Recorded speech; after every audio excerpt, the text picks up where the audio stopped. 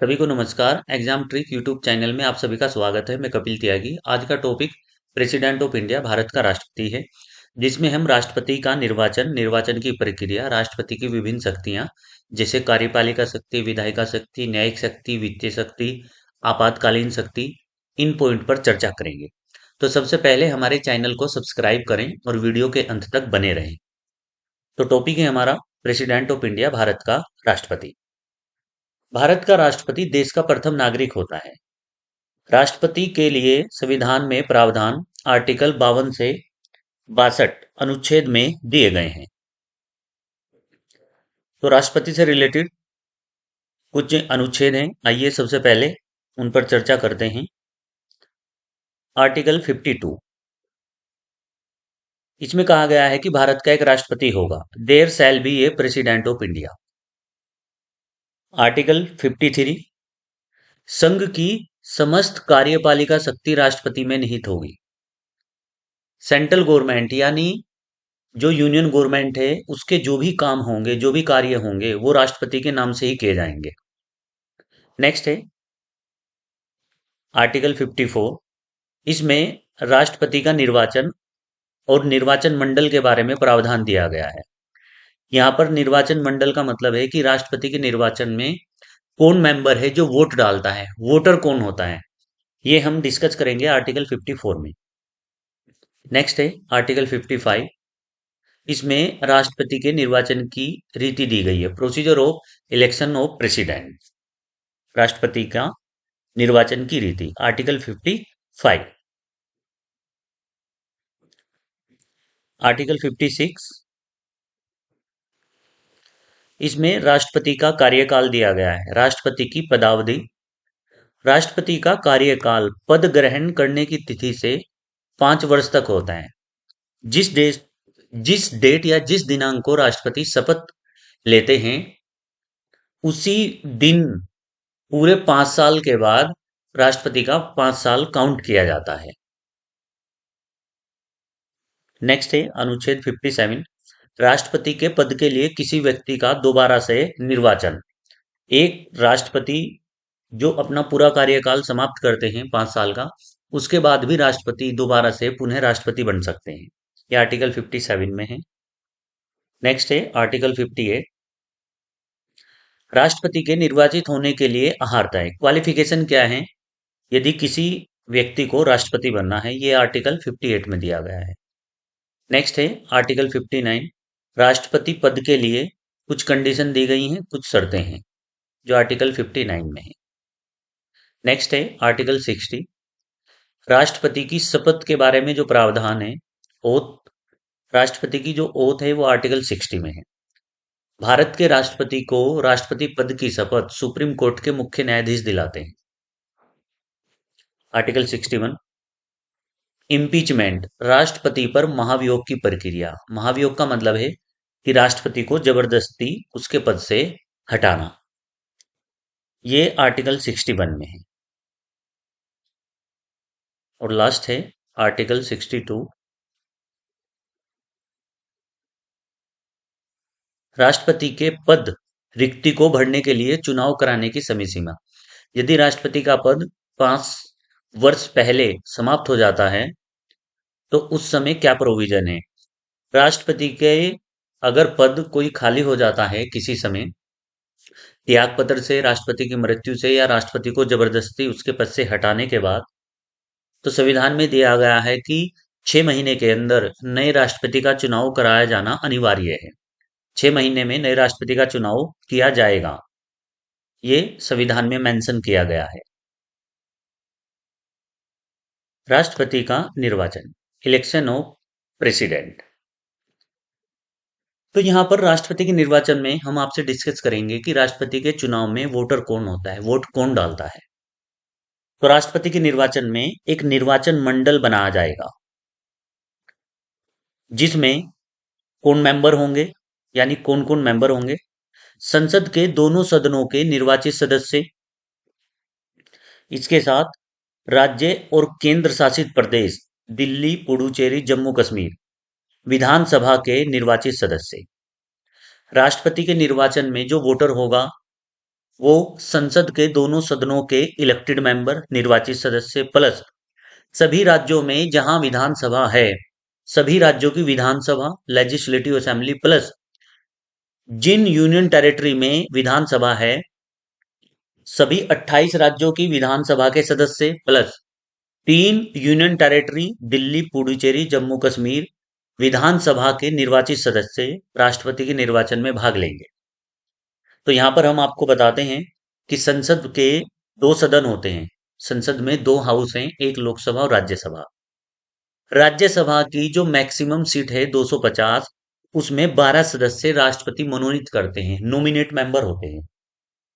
तो राज्यसभा के जो 12 सदस्य मनोनीत हैं, नॉमिनेट, वो राष्ट्रपति के चुनाव में भाग नहीं लेंगे। क्या दिया गया है? संसद के दोनों सदनों के निर्वाचित सदस्य। अब लोकसभा में कोई भी नॉमिनेट मेंबर नहीं है।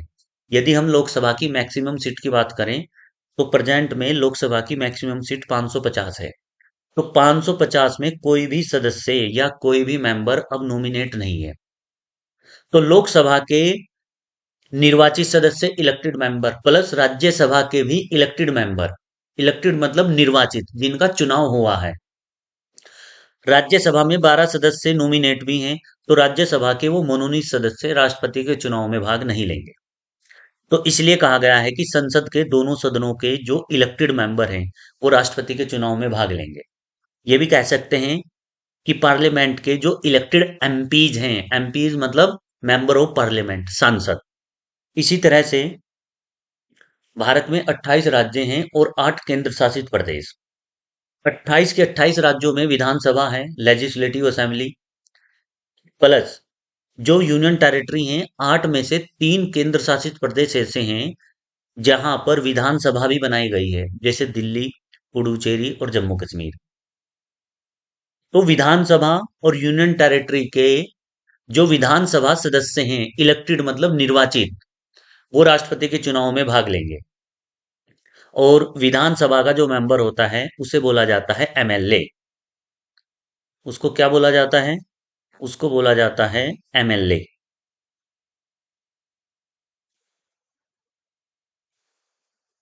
M L A, member of legislative assembly. तो विधानसभा का जो सदस्य होता है उसको बोलते हैं एमएलए। तो यदि मैं आपको एक शॉर्ट ट्रिक में बताऊं कि भारत में जो इलेक्टेड एमएलए है वो राष्ट्रपति के चुनाव में भाग लेता है, तो बिल्कुल सही होगा। इलेक्टेड एमपीज और इलेक्टेड एमएलए राष्ट्रपति के चुनाव में भाग लेते हैं। यानी इलेक्टेड एमपी और इलेक्टेड एमएलए राष्ट्रपति के चुनाव में वोट डालेंगे। वोटर होते हैं एमएलए और एमपी।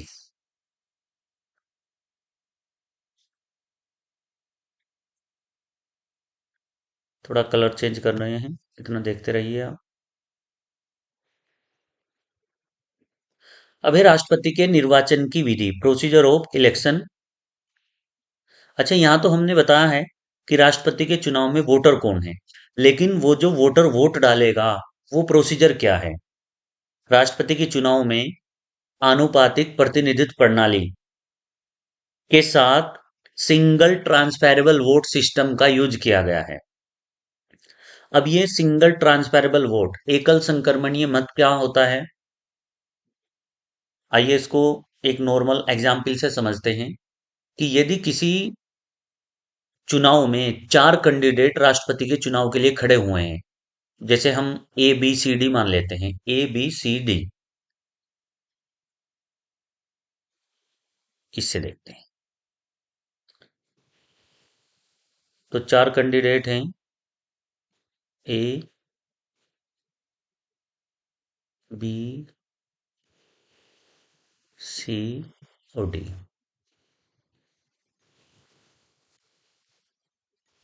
तो ये 4 कैंडिडेट राष्ट्रपति के चुनाव में खड़े हुए हैं। तो जो वोटर है, जब वो वोट डालने के लिए जाएगा, एमपी हो या एमएलए, तो ये इन चारों ही कैंडिडेट को वोट देगा। इसे ही सिंगल ट्रांसफेरेबल वोट सिस्टम कहते हैं। अब चारों को वोट कैसे देगा? पहले तो राष्ट्रपति का जो चुनाव हो बैलेट पेपर पर होता है। तो जो जिस कैंडिडेट को उसको वोट डालनी है, जो कैंडिडेट उसको सबसे अधिक पसंद है, तो उसके सामने वो नंबर वन लिखेगा। यानी जिस कैंडिडेट को एमपी एमएलए को वोट डालनी है, तो उसके सामने वो नंबर एक लिखेगा।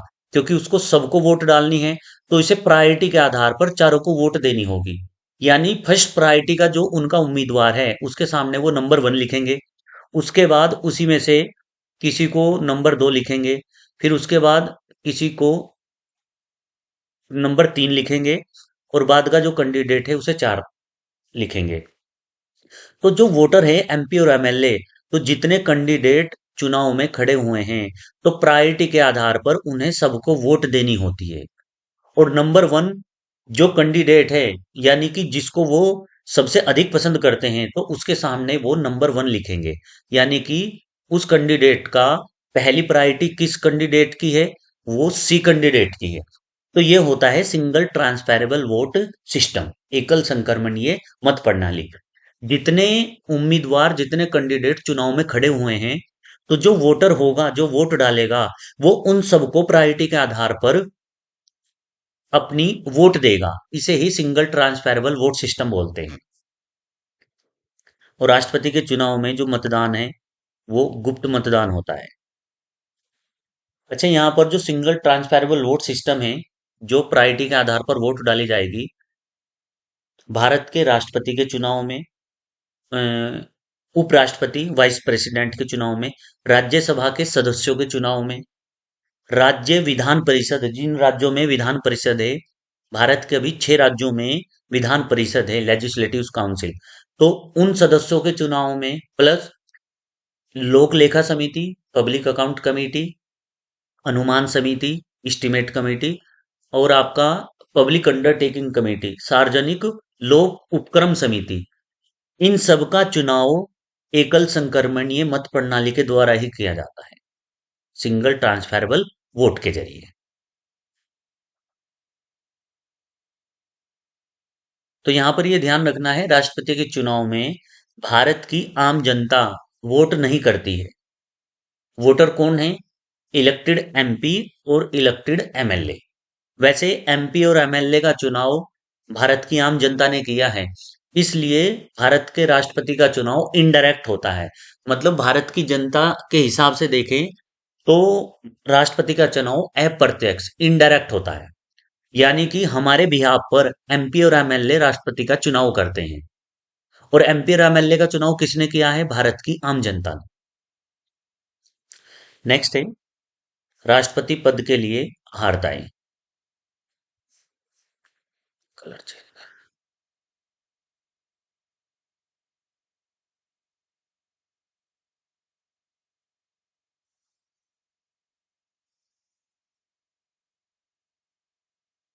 जो भारत का राष्ट्रपति बनना चाहता है कोई कैंडिडेट, तो उसके लिए क्वालिफिकेशन क्या है? वो भारत का नागरिक हो। सेकंड पॉइंट है कि 35 वर्ष की आयु पूरी कर चुका हो। नेक्स्ट है लोकसभा का सदस्य निर्वाचित होने के योग्य हो। और फोर्थ पॉइंट है किसी राज्य केंद्र शासित सरकार में लाभ के पद पर न हो। ये राष्ट्रपति पद के लिए अर्हताएं हैं, क्वालिफिकेशन है। नेक्स्ट है राष्ट्रपति के चुनाव में नामांकन। जब फॉर्म फिल किया जाता है, तो उस समय की प्रोसीजर। जब राष्ट्रपति अपना नॉमिनेशन फॉर्म भरने के लिए जाते हैं, तो उस समय राष्ट्रपति को कितने सपोर्टर की आवश्यकता होनी चाहिए? तो कम से कम 50 इलेक्टेड सांसद या विधायक जब राष्ट्रपति फॉर्म भरेंगे, तो उनके सपोर्ट के लिए होने चाहिए उनके साथ। यानी कि कम से कम 50 इलेक्टेड एमपी या एमएलए राष्ट्रपति को, जब राष्ट्रपति फॉर्म भरेंगे, तो उसके सपोर्ट में उनके साइन की आवश्यकता होती है। राष्ट्रपति के निर्वाचन के लिए जमानत राशि ये 15,000 रुपए है।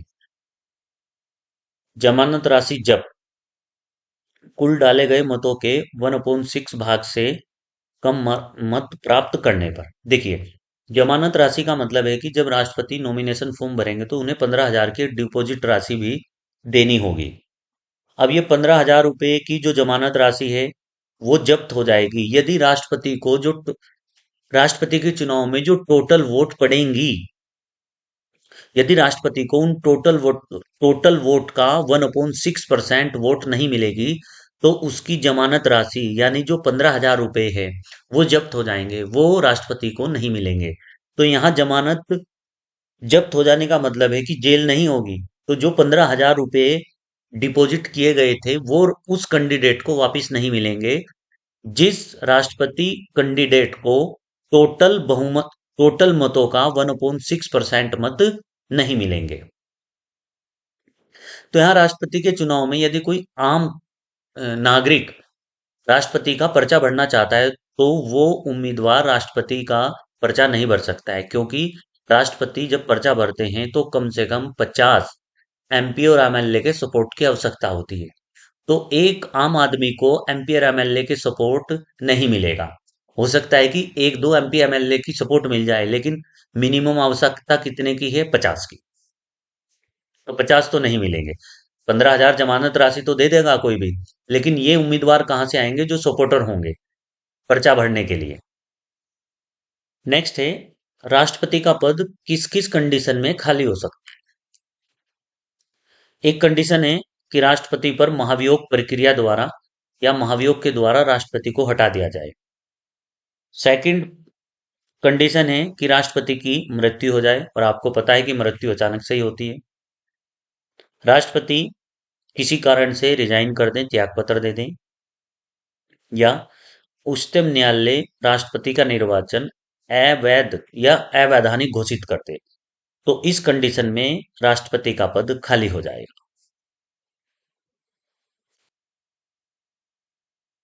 नेक्स्ट टॉपिक है राष्ट्रपति पर महाभियोग।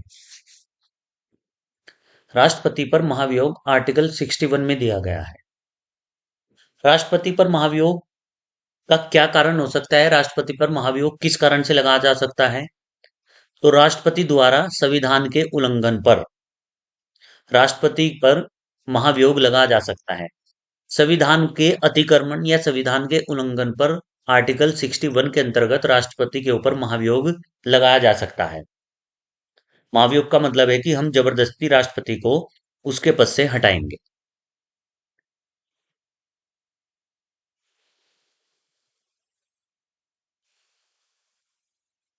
अच्छा, राष्ट्रपति को हटाने की जो प्रोसीजर है वो संसद के जो दो सदन हैं, लोकसभा राज्यसभा, उसमें स्टार्ट होगा। तो संसद के किसी भी सदन में राष्ट्रपति को हटाने के लिए महाभियोग शुरू किया जा सकता है। तो राष्ट्र संसद का जो भी सदन, लोकसभा और राज्यसभा, जो सदन राष्ट्रपति को हटाना चाहता है या जिसने राष्ट्रपति के ऊपर संविधान के उल्लंघन का आरोप लगाया है, वो कम से कम 14 दिन पहले राष्ट्रपति को एक नोटिस देगा। वो सदन राष्ट्रपति को कम से कम 14 दिन का एक नोटिस देगा जिसने राष्ट्रपति के ऊपर संविधान का उल्लंघन का आरोप लगाया है। उसमें लोकसभा भी हो सकती है और राज्यसभा भी।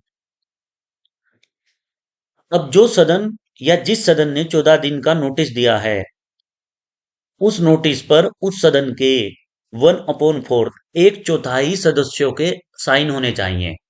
तो समझने की बात यह है कि जब राष्ट्रपति को हटाने का प्रोसीजर शुरू होगा, तो जो भी सदन आरोप लगाएगा वो 14 दिन का एक नोटिस देगा जिस पर उस सदन के कम से कम 1/4 सदस्यों के साइन होने जरूरी हैं। अभी देखते हैं।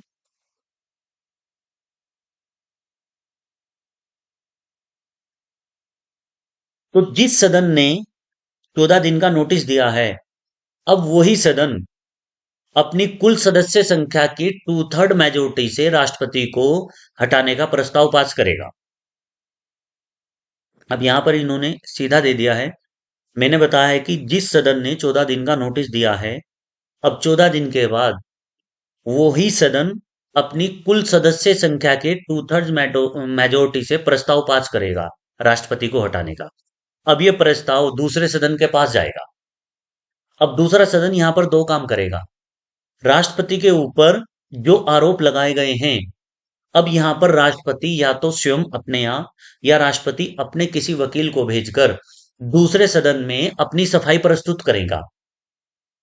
तो राष्ट्रपति के ऊपर जो आरोप लगे हैं, अब दूसरा सदन उन आरोपों की जांच करेगा। यदि वो आरोप सही पाए जाते हैं, तो दूसरा सदन भी यदि टू थर्ड मेजोरिटी से प्रस्ताव पास कर दे, तो राष्ट्रपति को अपना पद छोड़ना पड़ेगा। तो यहां पर एक ही पॉइंट में दोनों दोनों लाइनों को एक ही पॉइंट में दिखा दिया गया है। संसद के दोनों सदनों द्वारा, ये देखिए, अलग अलग सदस्य संख्या के कम से कम 2/3 बहुमत से प्रस्ताव पास करना होगा।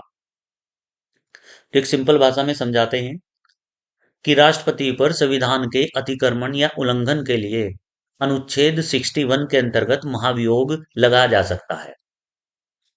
महाभियोग लगाने का जो आरोप है वो क्या है? राष्ट्रपति पर संविधान के अतिक्रमण का। तो भारत की संसद में दो सदन है, लोकसभा राज्यसभा। महाभियोग केवल संसद में ही लाया जाएगा।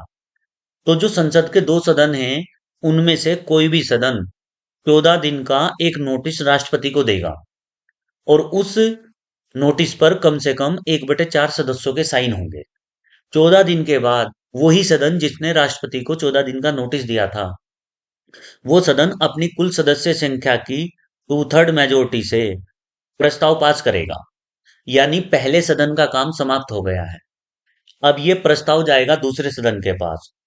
जब ये प्रस्ताव दूसरे सदन के पास जाएगा, तो वहां पर राष्ट्रपति स्वयं अपने आप उपस्थित होकर या अपने किसी वकील के द्वारा अपनी सफाई पेश करेगा। अब दूसरा सदन राष्ट्रपति के ऊपर जो आरोप लगाए गए हैं, उन आरोपों की जांच करेगा।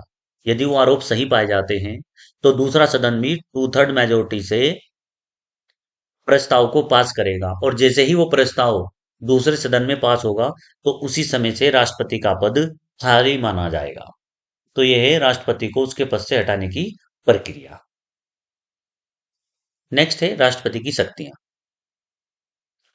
राष्ट्रपति सरकार में रहते हुए जो जो काम करता है, उन सभी कामों को, या राष्ट्रपति की जो शक्तियां और कर्तव्य हैं, उन्हें कार्यपालिका शक्ति, विधायिका शक्ति, वित्तीय शक्ति, न्यायिक शक्ति, कूटनीतिक शक्ति, आपातकालीन शक्ति आदि शक्तियों में बांटा गया है।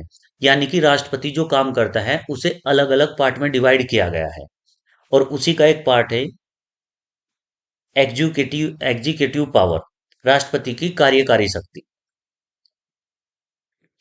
तो इसमें है संघ की कार्यपालिका शक्ति राष्ट्रपति में निहित होगी, आर्टिकल 53। भारत सरकार के समस्त कार्यपालिका कार्य राष्ट्रपति के नाम से किए जाते हैं, अनुच्छेद 77। राष्ट्रपति द्वारा की गई समस्त नियुक्तियां न्यायाधीश को छोड़कर। और नेक्स्ट है अनुसूचित क्षेत्र घोषित करना और उनका प्रशासन करना। अगर हम राष्ट्रपति की कार्यपालिका शक्ति की बात करें, तो मैं आपको एक पॉइंट बता रहा हूं सिंपल भाषा में। सेंट्रल गवर्नमेंट में जो भी नियुक्तियां हैं, जो भी अपॉइंटमेंट हैं, वो भारत के राष्ट्रपति करते हैं। तो भारत के राष्ट्रपति केंद्र सरकार में जो भी नियुक्ति करते हैं, वो राष्ट्रपति की कार्यकारी शक्ति होती है, एग्जीक्यूटिव पावर होती है। जैसे भारत में प्रधानमंत्री की नियुक्ति राष्ट्रपति करते हैं। जितने भी मंत्री हैं, कैबिनेट मंत्री या राज्य मंत्री, उन सब की भी नियुक्ति भारत के राष्ट्रपति करते हैं। यूपीएससी के जितने मेंबर हैं, उन सब की नियुक्ति भारत के राष्ट्रपति करते हैं। राज्यपालों की नियुक्ति राष्ट्रपति करते हैं। महान्यायवादी की नियुक्ति राष्ट्रपति करते हैं। तो एक ही पॉइंट में इलेक्शन कमीशन ऑफ इंडिया के जितने सदस्य हैं, उनकी नियुक्ति राष्ट्रपति करते हैं। वित्त आयोग के सभी सदस्यों की नियुक्ति राष्ट्रपति करते हैं। तो जितने भी सेंट्रल गवर्नमेंट में अपॉइंटमेंट हैं, वो राष्ट्रपति करते हैं, और वो राष्ट्रपति की क्या हो गई? कार्यकारी शक्ति। नेक्स्ट है राष्ट्रपति की लेजिस्लेटिव पावर, विधायिकी शक्ति। राष्ट्रपति की जो विधायिकी शक्ति है, पार्लियामेंट यानी संसद से रिलेटेड राष्ट्रपति जो भी काम करता है, संसद के साथ राष्ट्रपति जो भी काम करता है, वो राष्ट्रपति की सारी विधायिकी शक्तियां होती हैं। जैसे संसद के सत्र को आहूत करना, आहूत मतलब बुलाना, सत्रवासन करना, सत्र का समापन करना, और लोकसभा का विघटन करना, ये आर्टिकल 85 में है। तो ये सारी राष्ट्रपति की विधायिकी शक्ति है। नेक्स्ट, संसद में राष्ट्रपति का एक विशेष अभिभाषण होता है, यह आर्टिकल 87 में है। मोस्ट इंपोर्टेंट है, संसद के दोनों सदनों की संयुक्त बैठक को बुलाना, यह आर्टिकल 108 में है। विधेयकों पर अनुमति देना, यह आर्टिकल 111 में है। और very very very very most important, ordinance जारी करना, अध्यादेश जारी करना, ये आर्टिकल 123 में है। कई बार हर एग्जाम में ये क्वेश्चन पूछा गया है कि राष्ट्रपति की मोस्ट इंपोर्टेंट, सबसे महत्वपूर्ण विधायिकी शक्ति कौन सी होती है, तो उसमें आएगा अध्यादेश जारी करने की शक्ति, ऑर्डिनेंस पावर, आर्टिकल 123। मतलब ये है, अध्यादेश का मतलब है कि भारत में वैसे तो कानून बनाने की जिम्मेदारी, जो भी कानून बनता है वो भारत की पार्लियामेंट बनाती है, लेकिन संसद से अलग, जब संसद का शासन नहीं होता है तो राष्ट्रपति किसी विषय पर कानून बना सकता है। तो राष्ट्रपति जो कानून बनाता है उसे ही अध्यादेश बोला जाता है, ऑर्डिनेंस पावर बोला जाता है। ये सबसे अधिक क्वेश्चन पूछा जाता है। अध्यादेश जारी करने की शक्ति किस आर्टिकल में है? आर्टिकल 123 में है। और ये किस प्रकार की पावर है? ये राष्ट्रपति की लेजिस्लेटिव यानी विधायी की शक्ति है। नेक्स्ट है राष्ट्रपति की न्यायिक शक्ति। सुप्रीम कोर्ट और हाई कोर्ट में जो भी जज अपॉइंट होगा, जिन जजों की जो नियुक्ति है, अपॉइंटमेंट, वो राष्ट्रपति करते हैं। उच्चतम न्यायालय और उच्च न्यायालयों के न्यायाधीशों की नियुक्ति करना। नेक्स्ट है मोस्ट इंपोर्टेंट, अक्षमा दान की शक्ति, आर्टिकल 72। राष्ट्रपति को, अकेले राष्ट्रपति को एक पावर है कि किसी व्यक्ति को यदि फांसी की सजा दी गई है तो राष्ट्रपति किसी भी व्यक्ति की फांसी की सजा को माफ कर सकता है। ये राष्ट्रपति की पार्डन पावर है, अक्षमा दान की शक्ति है, जो आर्टिकल 72 में है। तो ये पॉइंट भी इंपॉर्टेंट है। नेक्स्ट है उच्चतम न्यायालय से सलाह लेने की शक्ति। राष्ट्रपति सुप्रीम कोर्ट से किसी भी कानूनी विषय पर सलाह ले सकता है, आर्टिकल 143 के अंतर्गत। नेक्स्ट है इमरजेंसी पावर, आकस्मिक शक्ति यानी आपातकालीन शक्ति। राष्ट्रपति के पास तीन प्रकार की आपातकालीन शक्तियां हैं। एक है आर्टिकल 352 के अंतर्गत, राष्ट्रपति आपातकाल की घोषणा कर सकते हैं 352 में, नेशनल इमरजेंसी। नेक्स्ट है प्रेसिडेंट रूल, राज्यों में राष्ट्रपति शासन लगाना, आर्टिकल 356 के अंतर्गत। और लास्ट है वित्तीय आपातकाल, फाइनेंशियल इमरजेंसी, ये आर्टिकल 360 में है। अच्छा, वैसे आपको बता दें कि इस पीडीएफ में जो भी पॉइंट दिए गए हैं वो सारे के सारे ही इंपॉर्टेंट है। इसमें कोई पॉइंट ऐसा नहीं है जो छोड़ने लायक हो। हाँ, हम आपको ये जरूर बता रहे हैं कि कहाँ से किस तरह का क्वेश्चन पूछा जाता है। नेक्स्ट है राष्ट्रपति की फाइनेंशियल पावर, वित्तीय शक्तियां। धन विधेयक, यह आर्टिकल 110 में है। धन विधेयक राष्ट्रपति की पूर्व अनुमति से ही संसद में पेश किया जा सकता है। धन विधेयक के बारे में जो प्रोविजन है वो आर्टिकल 110 में है। नेक्स्ट, वार्षिक वित्तीय विवरण यानी कि बजट, आर्टिकल 112 में है। और बजट को संसद के दोनों सदनों में राष्ट्रपति ही पेश कराते हैं। यहाँ पर एक पॉइंट है कि भारत के संविधान में कहीं पर भी बजट शब्द का उल्लेख नहीं है, बजट वर्ड नहीं है। बजट के स्थान पर क्या शब्द है? वार्षिक वित्तीय विवरण। नेक्स्ट है राष्ट्रपति की पूर्व अनुमति से ही आकस्मिक निधि से पैसा निकाला जा सकता है, आर्टिकल 267। और वित्त आयोग, फाइनेंस कमीशन का गठन आर्टिकल 280 के अंतर्गत राष्ट्रपति ही करते हैं। नेक्स्ट है राष्ट्रपति की अन्य शक्तियां। अंतर्राष्ट्रीय संधियां और समझौते राष्ट्रपति के नाम से ही किए जाते हैं। नेक्स्ट, भारतीय सेना का सर्वोच्च सेनापति। भारत में तीन सेनाएं हैं और तीनों सेनाओं का कमांडर इन चीफ भारत के राष्ट्रपति होते हैं। अंतर्राष्ट्रीय मंचों व मामलों में भारत का प्रतिनिधित्व करते हैं। और जितने भी एम्बेसडर, कमिश्नर यानी कि राजदूत और उच्चायुक्त हैं, उनको दूसरे देश में भेजना और दूसरे देश के राजदूतों का स्वागत करना राष्ट्रपति का ही काम होता है। नेक्स्ट है भारत के राष्ट्रपति। अभी तक भारत के कितने राष्ट्रपति हुए हैं?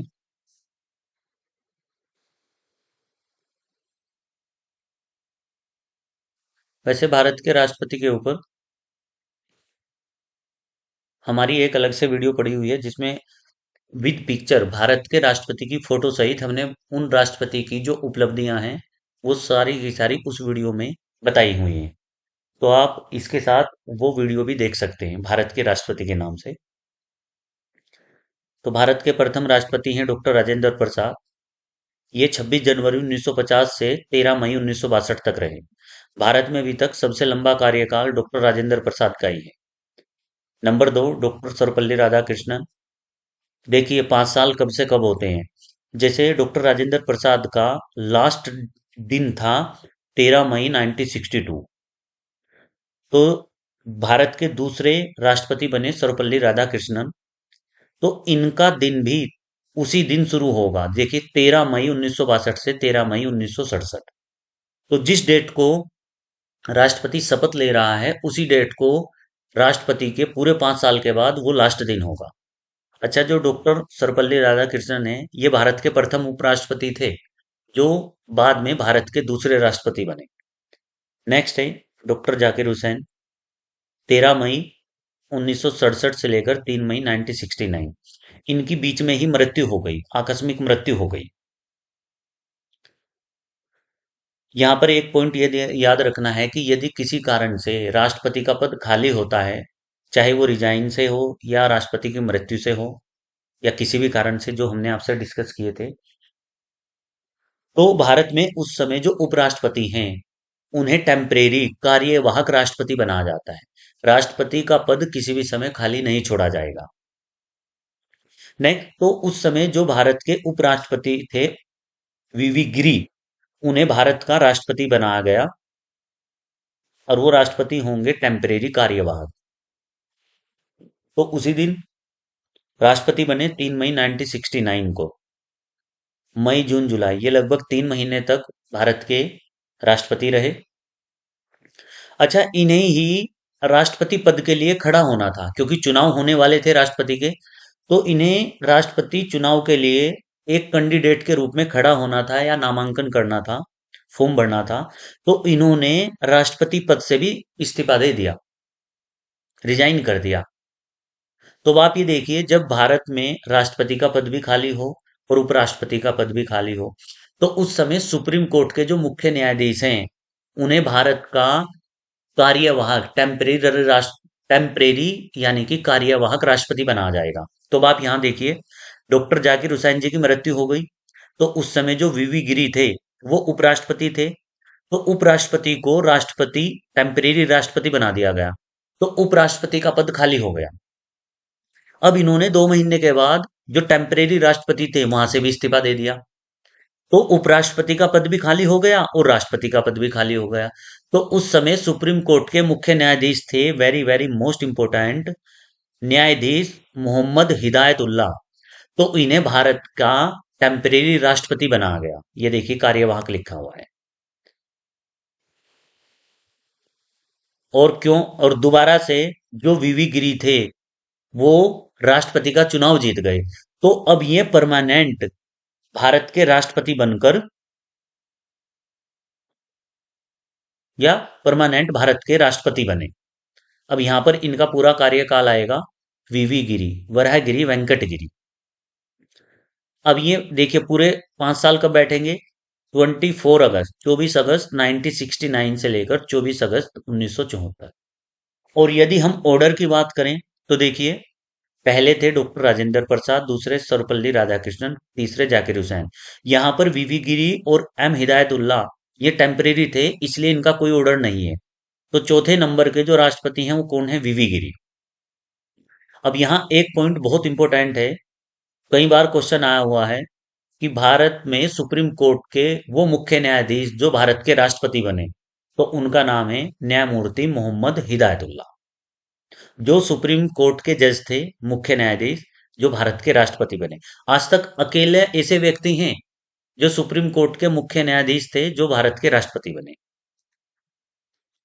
तो चौथे नंबर के जो राष्ट्रपति हैं वो है वीवी गिरी। नेक्स्ट है नंबर 5 नंबर के डॉक्टर फखरुद्दीन अली अहमद। इनका कार्यकाल है 24 अगस्त 1974 से 11 फरवरी 1977। इनकी भी कार्यकाल के दौरान मृत्यु हो गई। तो जब राष्ट्रपति की अचानक से मृत्यु हो जाती है, तो जो उस समय भारत के उपराष्ट्रपति हैं, उन्हें टेम्परेरी कार्यवाहक राष्ट्रपति बनाया जाता है। और जैसा संविधान में बताया गया है कि जब राष्ट्रपति का पद खाली होता है, तो मैक्सिमम 6 महीने के अंदर नए राष्ट्रपति का चुनाव कराया जाना अनिवार्य है। तो अब यहाँ पर एक टेम्परेरी राष्ट्रपति आए, बीडी जती। अब ये कौन थे? उस समय भारत के उपराष्ट्रपति। तो कुछ टाइम के लिए राष्ट्रपति रहे, 11 फरवरी से 25 जुलाई तक। तो फिर उसके बाद भारत के छठे नंबर के राष्ट्रपति आए, नीलम संजीव रेड्डी। ये देखिए ऑर्डर है इनका, 6 नंबर, छठे राष्ट्रपति। कार्यकाल पूरा 5 साल आएगा, 25 जुलाई 1977 से लेकर 25 जुलाई 1982। अब आप यहां से देखिए कि जो 25 जुलाई है, यहां से लगातार अब हम जितने राष्ट्रपति के बारे में आपसे बात करेंगे, सबका कार्यकाल पूरे 5 वर्ष बैठा है। और 5 वर्ष इस पूरी डेट से मेंशन होगा, 25 जुलाई से। तो आप देखेंगे आगे कि 25 जुलाई पूरी डेट बैठेगी, 5 साल। Neelam Sanjiva Reddy, very very most important. ये एकमात्र ऐसे राष्ट्रपति हैं जो निर्विरोध राष्ट्रपति बने। इनके अपोजिट कोई भी कैंडिडेट खड़ा नहीं हुआ था। तो very very most important, Bharat के वो राष्ट्रपति जो निर्विरोध राष्ट्रपति बने, नीलम संजीव रेड्डी, जो भारत के छठे नंबर के राष्ट्रपति थे। और नीलम संजीव रेड्डी लोकसभा के अध्यक्ष भी रहे हैं पहले, उसके बाद वो भारत के राष्ट्रपति बने हैं।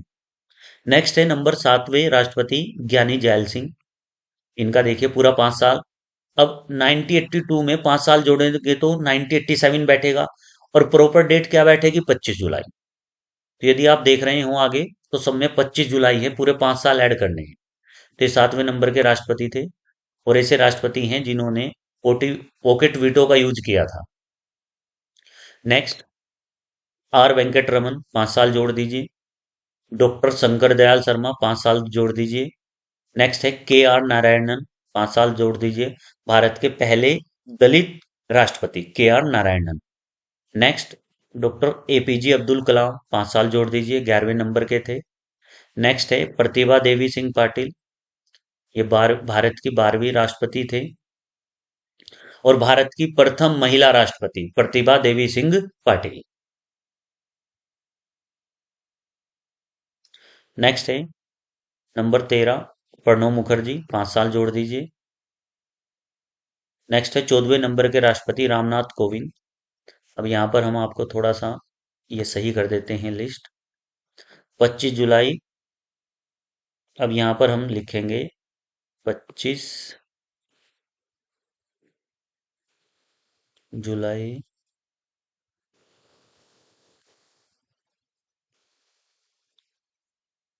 JU डबल L, इस फॉर्मेट में जिसमें हम आपको पढ़ा रहे हैं, उसमें इसे लिखना बड़ा प्रॉब्लम रहती है।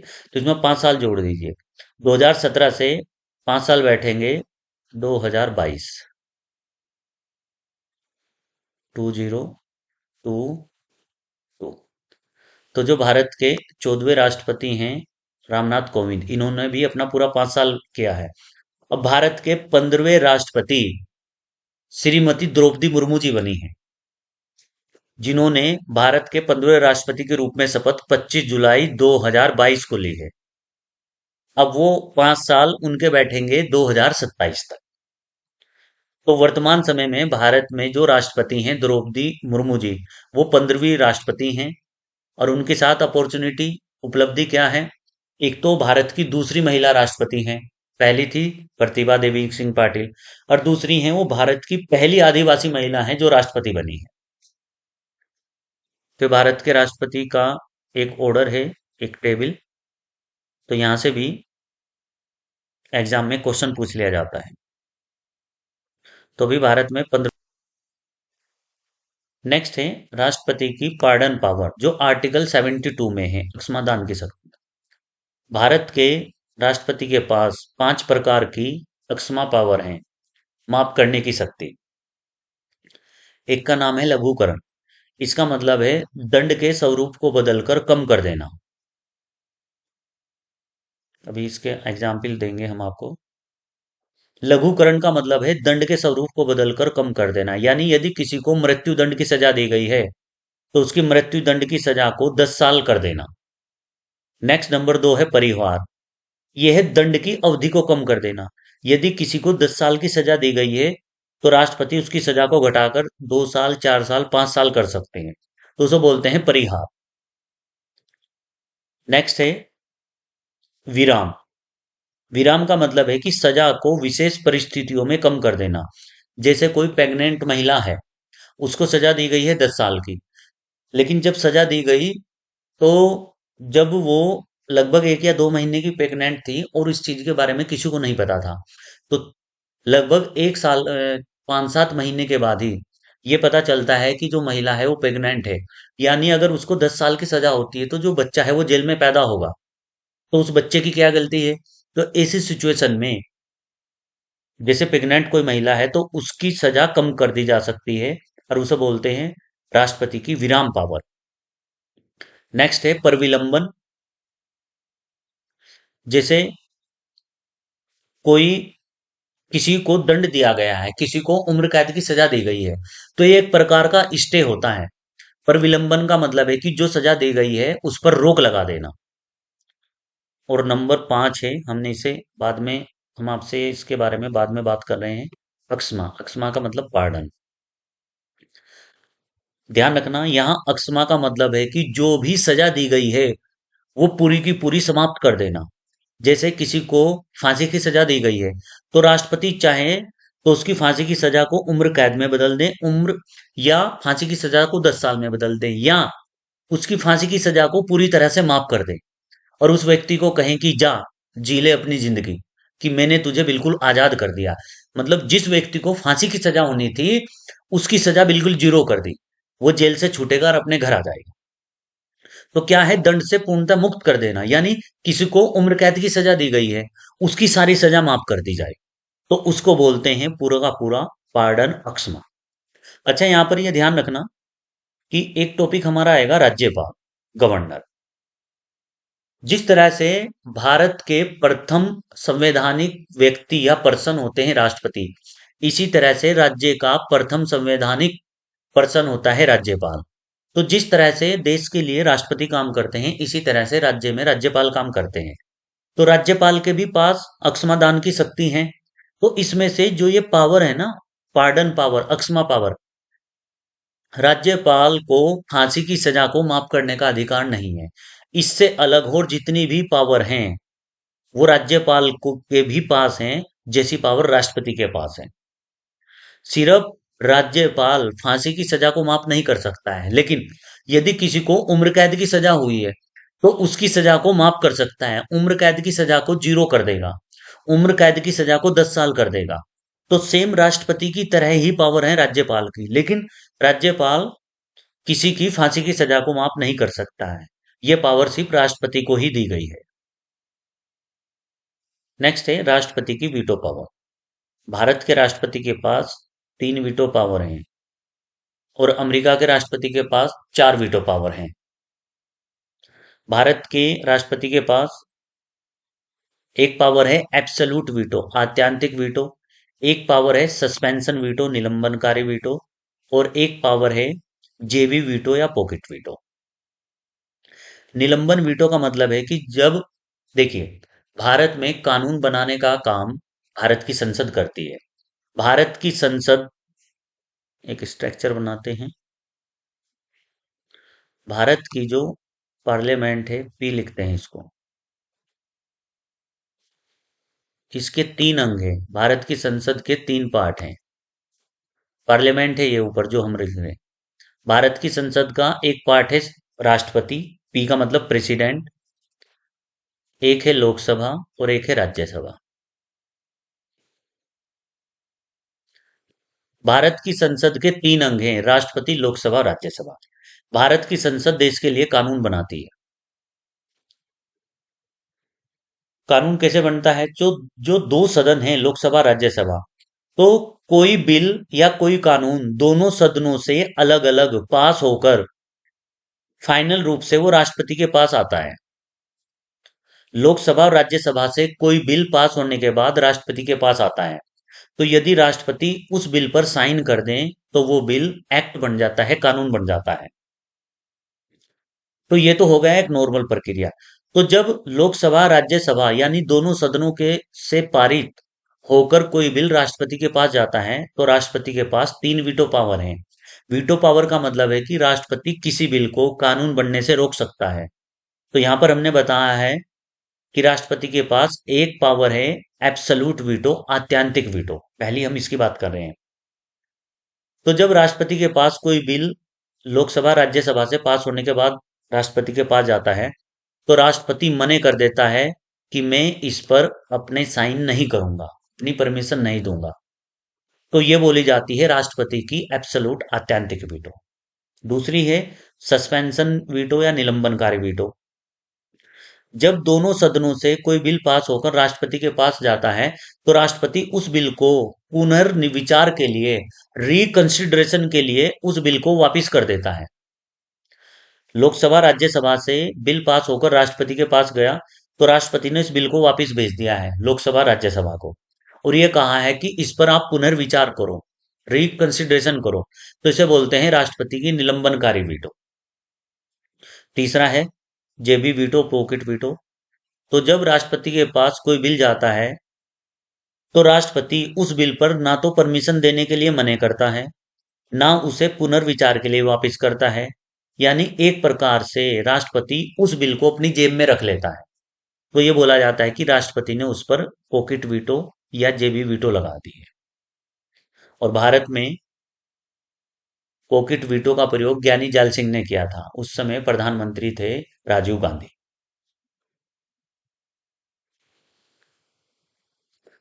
और आत्यांतिक एब्सोल्यूट वीटो का प्रयोग डॉक्टर राजेंद्र प्रसाद ने किया था। एक बिल था पेप्सू, उस पर एब्सोल्यूट वीटो का प्रयोग किया गया था। नेक्स्ट है कुछ महत्वपूर्ण तथ्य, आइए देखते क्या है। भारत में तीनों सेनाओं का प्रधान राष्ट्रपति। किसी भौगोलिक क्षेत्र को अनुसूचित क्षेत्र घोषित करने का संवैधानिक अधिकार राष्ट्रपति के पास है। देखिए, भारत का राष्ट्रपति यदि अपना त्यागपत्र देता है वो तो देगा उपराष्ट्रपति को। भारत का राष्ट्रपति त्यागपत्र देगा उपराष्ट्रपति को, और भारत के राष्ट्रपति को शपथ दिलवाएगा सुप्रीम कोर्ट का मुख्य न्यायाधीश। नेक्स्ट है दिल्ली और पौंडीचेरी विधानसभा के निर्वाचित सदस्यों को राष्ट्रपति के निर्वाचन में शामिल किया गया 70वें संविधान संशोधन अधिनियम 1992 के द्वारा। राष्ट्रपति का पद यदि खाली है, वह हमने बता चुके हैं, तो 6 महीने के अंदर उसको कंप्लीट किया जाना अनिवार्य है। ये भी पॉइंट है। राष्ट्रपति की मृत्यु, त्यागपत्र या पद से हटाए जाने के कारण रिक्त पद पर कार्य करेगा उपराष्ट्रपति। और यदि उपराष्ट्रपति भी नहीं है तो भारत का मुख्य न्यायाधीश। यदि भारत का मुख्य न्यायाधीश भी नहीं है तो सुप्रीम कोर्ट में ही जो सीनियर मोस्ट जज है मुख्य न्यायाधीश के बाद, उसे राष्ट्रपति बनाया जाएगा।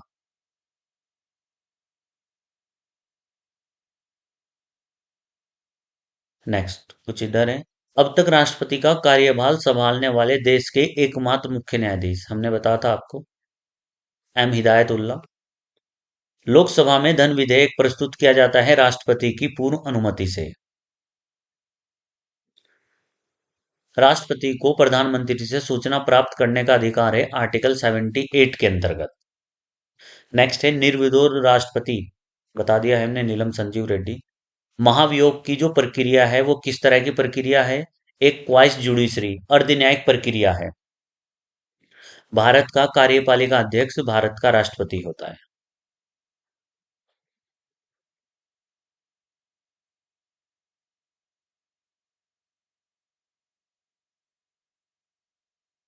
अच्छा, महान्यायवादी अधिवक्ता सीएजी।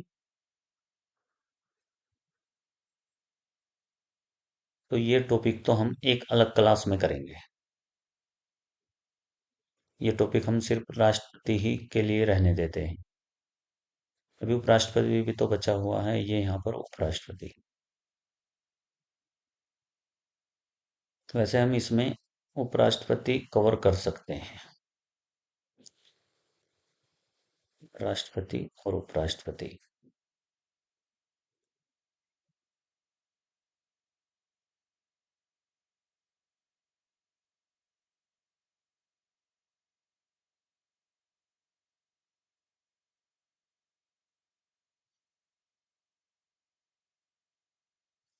चलिए इसी क्लास में हम उपराष्ट्रपति को भी कंप्लीट करते हैं।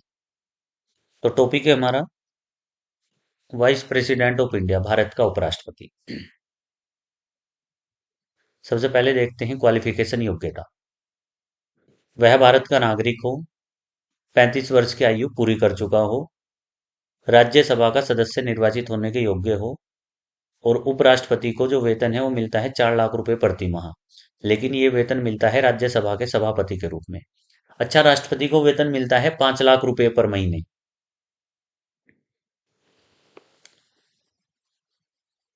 राष्ट्रपति उपराष्ट्रपति का निर्वाचन। उपराष्ट्रपति के निर्वाचन में हम बात कर रहे हैं कि वोटर कौन होगा। वोटर मतलब जो वोट डालने वाला है। तो संसद के दोनों सदनों के निर्वाचित और मनोनीत सदस्य भाग लेते हैं। अच्छा, राष्ट्रपति के निर्वाचन में संसद के दोनों सदनों के केवल निर्वाचित सदस्य प्लस सभी राज्यों में जो विधानसभा के निर्वाचित सदस्य हैं, यानी कि इलेक्टेड एमएलए, वो दोनों भाग लेते थे। एमपी और एमएलए सब भाग लेते हैं राष्ट्रपति के निर्वाचन में। लेकिन उपराष्ट्रपति के निर्वाचन में केवल संसद के जो दोनों सदन हैं, उन सब के सभी मेंबर का मतलब निर्वाचित और मनोनीत दोनों प्रकार के सदस्य भाग लेते हैं। राष्ट्रपति के चुनाव में राज्यसभा में जो 12 सदस्य राष्ट्रपति मनोनीत करते हैं, नॉमिनेट होते हैं, वो राष्ट्रपति के चुनाव में भाग नहीं लेते हैं। लेकिन उपराष्ट्रपति के चुनाव में वो 12 सदस्य जो मनोनीत हैं, वो भी उपराष्ट्रपति के चुनाव में भाग लेते हैं। तो संसद के दोनों सदनों के निर्वाचित और मनोनीत सभी सदस्य भाग लेते हैं। प्रोसीजर वही हमने बताया था, सिंगल ट्रांसफेरेबल वोट सिस्टम। उपराष्ट्रपति का निर्वाचन भी गुप्त मतदान के द्वारा होता है। इनकी भी पदावधि कितनी होती है? 5 वर्ष होती है। और यहाँ पर देखना, उपराष्ट्रपति जब पर्चा भरने के लिए जाएंगे तो इनके लिए भी जो सपोर्टर की जरूरत है, वो 20 सपोर्टर की जरूरत होती है उपराष्ट्रपति में। राष्ट्रपति के निर्वाचन में सपोर्टरों की जरूरत है 50, और उपराष्ट्रपति में है 20 सपोर्टर की जरूरत, जब वो कैंडिडेट फॉर्म भरने के लिए जाएंगे। अच्छा, यहाँ पर यदि उपराष्ट्रपति की बात की जाए तो उपराष्ट्रपति राज्यसभा के पदेन सभापति होते हैं। जो भी भारत का उपराष्ट्रपति बनेगा वो x officio chairman of Rajya Sabha होगा, यानी वो राज्यसभा का चेयरमैन के रूप में काम करेगा, जो भी भारत का उपराष्ट्रपति बनेगा। उपराष्ट्रपति का पद रिक्त किस कंडीशन में हो सकता है? उपराष्ट्रपति की मृत्यु हो जाए, या वो स्वेच्छा से पद त्याग पत्र दे दे, या उसको जबरदस्ती उसके पद से हटा दें। कैसे? राज्यसभा के तत्कालीन समस्त सदस्यों के बहुमत से पारित संकल्प के आधार पर, जिस पर लोकसभा सहमत हो, तो उपराष्ट्रपति को उसके पद से हटा सकते हैं। देखिए, उपराष्ट्रपति को हटाने का प्रोसीजर सबसे पहले राज्यसभा में शुरू होगा। राज्यसभा में क्यों होगा? क्योंकि भारत का उपराष्ट्रपति राज्यसभा का पदेन सभापति होता है। तो उसको हटाने का प्रोसीजर केवल राज्यसभा में ही स्टार्ट होगा, और इसी तरह से 14 दिन का एक नोटिस दिया जाएगा। वैसे अभी जो वर्तमान समय में भारत के जो उपराष्ट्रपति हैं, अ, धनखड़, उन्हें विपक्ष के द्वारा हटाने का एक 14 दिन का नोटिस दिया गया था, अभी जो पिछला पार्लियामेंट का सेशन समाप्त हुआ है। तो उपराष्ट्रपति को कैसे हटा सकते हैं, इसके ऊपर भी हमारी एक वीडियो है, तो आप इसे वहां पर भी देख सकते हैं। तो सबसे पहले प्रोसीजर राज्यसभा में शुरू होगा, और राज्यसभा में साधारण बहुमत से प्रस्ताव पास होगा उपराष्ट्रपति को हटाने का। और जब राज्यसभा में ये प्रोसीजर कंप्लीट हो जाएगा, तो उसके बाद लोकसभा की भी सहमति लेनी आवश्यक है। उसके बाद ही उपराष्ट्रपति अपना पद खाली कर सकते हैं, या उपराष्ट्रपति को अपना पद छोड़ना पड़ेगा। देखिए, भारत के अब तक के जो उपराष्ट्रपति हैं, पहले उपराष्ट्रपति हैं डॉक्टर सर्वपल्ली राधाकृष्णन, दूसरे हैं डॉक्टर जाकिर हुसैन, थर्ड हैं वीवी गिरी, चौथे नंबर के हैं गोपाल स्वरूप पाठक,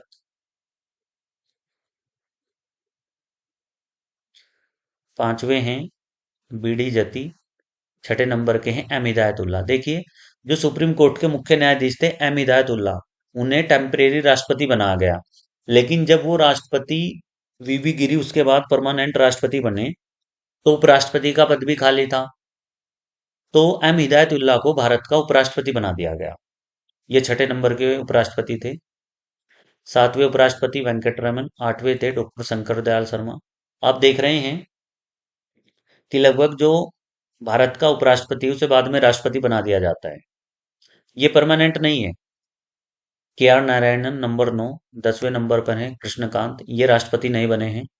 भैरव सिंह शेखावत, ये भी राष्ट्रपति नहीं बने हैं भारत के, ये 11वें नंबर के। 12वें नंबर के मोहम्मद हमीद अंसारी। देखिए ध्यान रखना, भारत में डॉक्टर सर्वपल्ली राधाकृष्णन के बाद हमीद अंसारी ऐसे दूसरे उपराष्ट्रपति हैं जिन्होंने 2 कार्यकाल पूरे किए हैं। यानी मोहम्मद अंसारी भी लगातार 5-5 साल के से 2 बार भारत के उपराष्ट्रपति रहे हैं। नेक्स्ट है नंबर 13 एम वेंकैया नायडू। ये 13वें नंबर के थे, लेकिन वेंकैया नायडू का कार्यकाल 2022 में कंप्लीट हो गया और 2022 से भारत में 14वें उपराष्ट्रपति बने हैं जगदीश धनखड़। तो इस समय 14वें उपराष्ट्रपति धनखड़ हैं और राष्ट्रपति हैं 15वें नंबर की, जिनका नाम है द्रौपदी मुर्मू। अच्छा, यहाँ पर राष्ट्रपति और उपराष्ट्रपति में एक नंबर इसलिए कम हो गया है कि जो हमीद अंसारी हैं वो 2 कार्यकाल के लिए उपराष्ट्रपति बने, लेकिन राष्ट्रपति में डॉक्टर राजेंद्र प्रसाद के बाद कोई भी राष्ट्रपति ऐसा नहीं है जिसने 2 कार्यकाल पूरा किया हो। इसलिए यहाँ पर एक नंबर का डिफरेंस आ गया है राष्ट्रपति और उपराष्ट्रपति में। तो कुछ महत्वपूर्ण तथ्य हैं। अब यहाँ पर देखिए देखिए राष्ट्रपति को शपथ दिलवाता है सुप्रीम कोर्ट का मुख्य न्यायाधीश, और राष्ट्रपति अपना त्याग पत्र देते हैं उपराष्ट्रपति को। उपराष्ट्रपति को शपथ दिलवाता है राष्ट्रपति, और उपराष्ट्रपति त्याग पत्र देंगे राष्ट्रपति को। राष्ट्रपति त्याग पत्र देगा उपराष्ट्रपति को और उपराष्ट्रपति त्याग पत्र देगा राष्ट्रपति को, लेकिन उपराष्ट्रपति को शपथ भारत के राष्ट्रपति दिलवाते हैं। उपराष्ट्रपति को शपथ राष्ट्रपति दिलवाएंगे। नेक्स्ट, भारत में उपराष्ट्रपति का पद अमेरिका से लिया गया है। उपराष्ट्रपति का जो पद है वो क्रम में राष्ट्रपति के बाद आता है दूसरे नंबर पर। आर्टिकल अनुच्छेद 63 में कहा गया है कि भारत का एक उपराष्ट्रपति होगा। जैसे 52 में कहा गया है कि भारत का एक राष्ट्रपति होगा, इसी तरह आर्टिकल 63 में कहा गया है कि भारत का एक उपराष्ट्रपति होगा। और 64 में कहा गया है, 64 में, कि भारत का उपराष्ट्रपति राज्यसभा का पदेन सभापति होगा। तो राज्यसभा का पदेन सभापति होगा भारत का उपराष्ट्रपति, आर्टिकल 64 में। राष्ट्रपति पद की रिक्तियों के दौरान उसके कर्तव्यों का निर्वहन करता है भारत का उपराष्ट्रपति। तो इसमें आगे प्रधानमंत्री केंद्रीय संरचना जो हमारे टॉपिक रहेंगे आगे। अच्छा, ये प्रधानमंत्री से रिलेटेड है। वरीयता क्रम ये तो सबके लिए है। संसद आ जाएगा, लोकसभा की सीटें, लोकसभा की सदस्य संख्या। अरे वाह, ये राज्य की तरह दी गई है कि किस राज्य में कितनी सीट है। यूपी में सबसे अधिक। तो थैंक यू वेरी मच। तो इसी तरह की वीडियो देखने के लिए सबसे पहले हमारे चैनल को सब्सक्राइब करें और वीडियो को अधिक से अधिक लाइक और शेयर करें। तो जो इंडियन पॉलिटी की क्लास है वो हमारी इसी पीडीएफ में हम सारी क्लासें कंप्लीट करेंगे। आप देख सकते हैं कि कितनी अच्छी पीडीएफ है, समझने में बड़ा आसान रहता है। इस तरह लोकसभा के भी सब अध्यक्ष हैं यहाँ पर। उपराष्ट्रपति, पदेन सभापति, राज्यसभा के बारे में बताया गया है। देखिए राज्यसभा की स्ट्रक्चर दी गई है, कितने अच्छे से समझाया गया है। तो आगे जो इंडियन पॉलिटी की क्लास है तो हम इसी तरह से, अरे वाह, लोकसभा, राज्यसभा, विधेयक के प्रकार, तो इसी तरह से हम उसको कंप्लीट करेंगे। आइए कुछ और पॉइंट दिखा देते हैं। साधारण विधेयक, विधेयक के प्रकार हैं। ये कुछ पॉइंट दिए गए हैं। लोकसभा का एक अस्थायी सदस्य, और किसी भी स्टूडेंट को यदि किसी प्रकार की कोई कोई क्वेश्चन पूछना है तो जो व्हाट्सएप नंबर है 8865007720। वैसे कहीं स्क्रीन पर भी ये लिखा हुआ है हमारे चैनल पर, तो आप वहां से कोई भी इंक्वायरी पूछ सकते हैं या बात कर सकते हैं। संसदीय समितियां, समितियों के प्रकार, कलरफुल, पीडीएफ है, सूचना का अधिकार अधिनियम, संसदीय समितियां। तो ठीक है, इसी तरह से हम अपनी क्लासे कंप्लीट करेंगे। तो थैंक यू वेरी मच।